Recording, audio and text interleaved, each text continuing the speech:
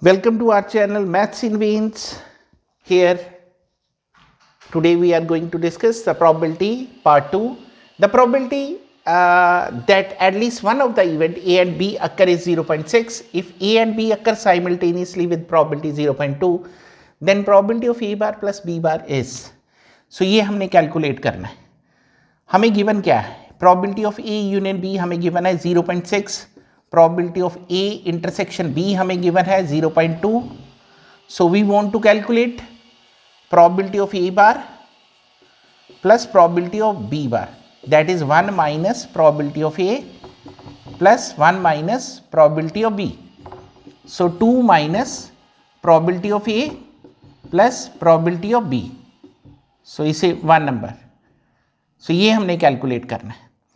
So therefore हमें ये formula पता है probability of A union B का, that is probability of A plus probability of B minus probability of A intersection B.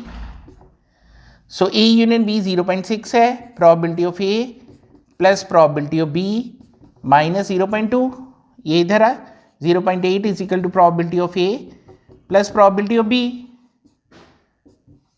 So ये value यहाँ पे डाल दें. Therefore probability of A bar plus probability of B bar. So 2 minus 0.8, that is 1.2. This is our answer. C is the right option of this sum. So moves toward the next sum.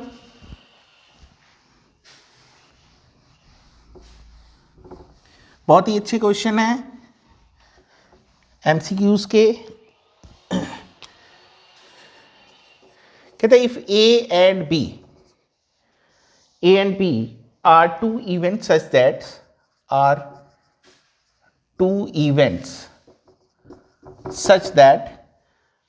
probability of A union B is equal to 5 by 6. Probability of A intersection B is equal to 1 by 3. Probability of A intersection B is 1 by 3 and probability of B bar is 1 by 2. Then the events A and B are, A and B जो events होंगे वो क्या होंगे ये बताना है हमने. Independent, B option dependent, mutually exclusive,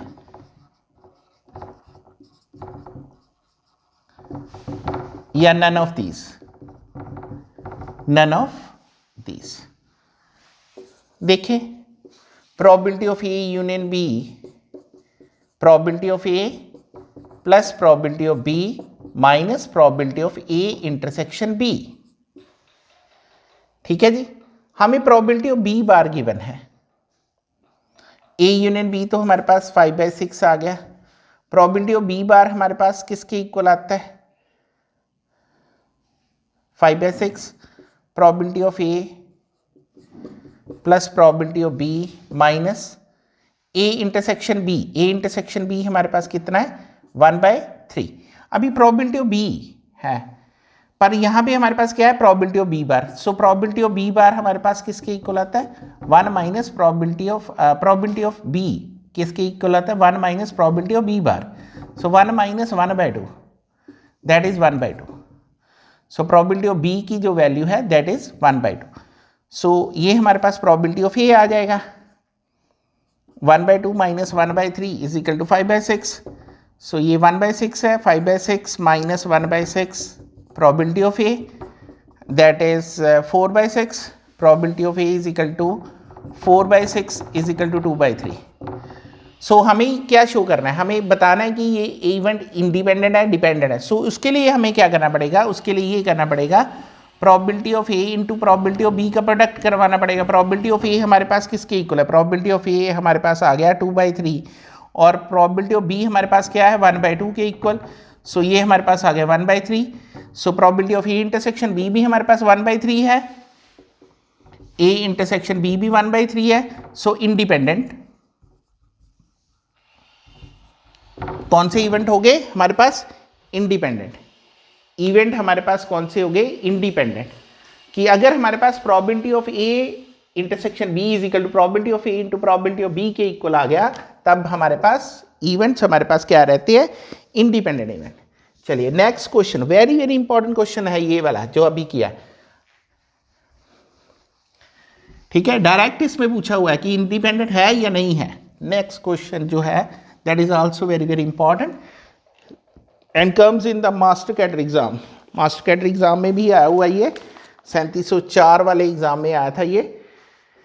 if probability of A union B is equal to 5/6, probability of A intersection B is 1/3 and probability of A bar is equal to 1/2, then conditional probability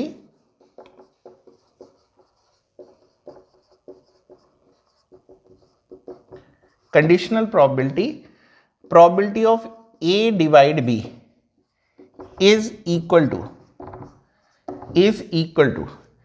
A option है 1.00, B option है 0.25, C option है 0.75 और D option है 0.50। ये हमारे पास options है। So देखें probability of A divide B हमें पता है, probability of A intersection B upon probability of B, ये नंबर 1। देखो जी probability of A union B, probability of A plus probability of B minus probability of A intersection B, हमें A bar given है, ठीक है जी। Probability of A किसके, 1 minus probability of A bar plus probability of B minus probability of A intersection B। अभी value डाल दें इनकी, ये तो A 5/6 है, 1 minus 1/2 plus probability of B minus 1/3, 1/2 minus 1/3, ये फिर से वही चीज़ बन गई 5/6 और 1/6 प्लस प्रोबेबिलिटी ऑफ B, और ये प्रोबेबिलिटी ऑफ B की वैल्यू क्या आया 4/6, 4/6 यानी कि 2/3, प्रोबेबिलिटी ऑफ B भी आ गया, A इंटरसेक्शन B हमारे पास था, सो हमारा सम निकल गया। Probability of A divide B की वैल्यू हमारे पास क्या आती है, A इंटरसेक्शन B हमारे पास है 1/3 और ये 2/3, ये 1/2 है, 1/2 हमारे पास क्या आता है 0.50, 1/2 का मतलब क्या है 0.50। D is the right option of this question. चलिए मूव करते हैं नेक्स्ट क्वेश्चन की तरफ। देखिए कई क्वेश्चन जो है वो हमारे पास रहते हैं कि सिंपल डेफिनेशन बेस्ड, ठीक है। जैसे ये अभी ये क्वेश्चन आ रहा है, कहता है if M and N are two events, M and N are two events, then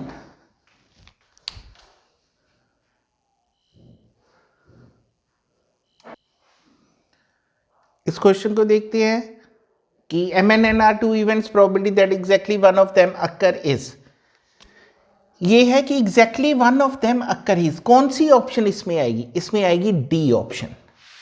क्या बोलते हैं D option, exactly one of them, कि एक आए दूसरा नहीं, प्लस दूसरा आए पहला नहीं, ठीक है, या पहला आए दूसरा नहीं प्लस दूसरा आए दूसरा नहीं आए पहला आ जाए, ठीक है, आइदर और करके, ठीक है जी।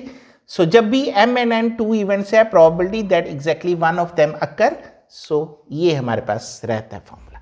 Next, if the probability that event of an event is probability of E, then so probability of E greater than equal to 0, greater than equal to 1, या probability of E less than equal to 0, या probability of E lies between 0 to 1, probability of E is lies between 0 to 1 is the exact answer। Next question की तरफ चलते हैं।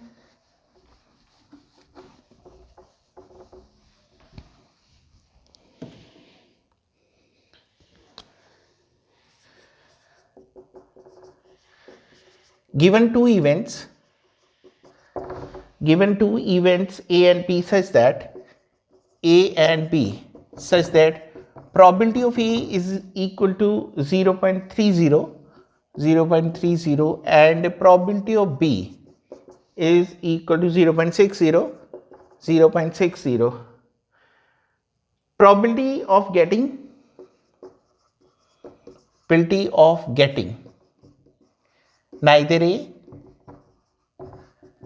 nor B is कि दोनों में से कोई भी probability ना आए. 0.12, 0.42, C 0.13 और डी हमारे पास ऑप्शन है 0.28. ये ऑप्शन है. सो नाइदर वाला कॉन्सेप्ट है A intersection B bar. So probability of A bar union B bar. So 1 minus probability of A union B. So 1 minus probability of A plus probability of B minus probability of A intersection B.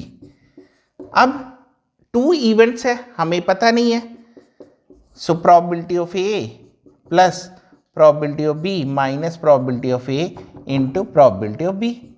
Any event, so वो क्या होंगे? Independent event. Value डाले, answer ले. ठीक है जी. सो ये हमारे पास 1 minus 0.30, 0.60 minus 0.30 into 0.60. सो ये हमारे पास आएगा 0.28. 0.28 is the required answer. Solve कर ले. Answer is 0.28. सो नेक्स्ट करते हैं क्वेश्चन.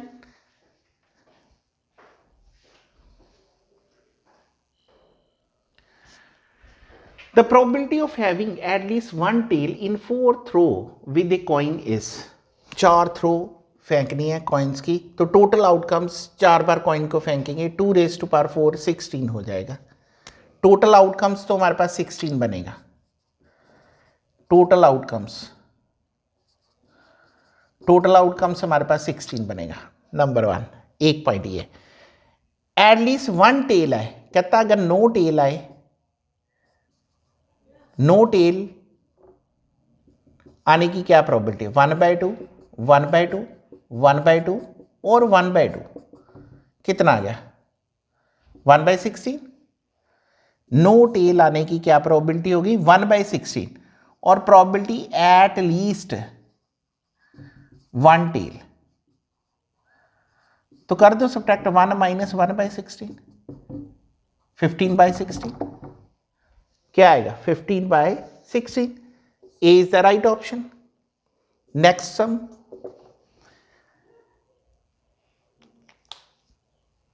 ये बड़े ध्यान से देख लेना है इसको. probability of having at least one tail in 4th row with a coin is.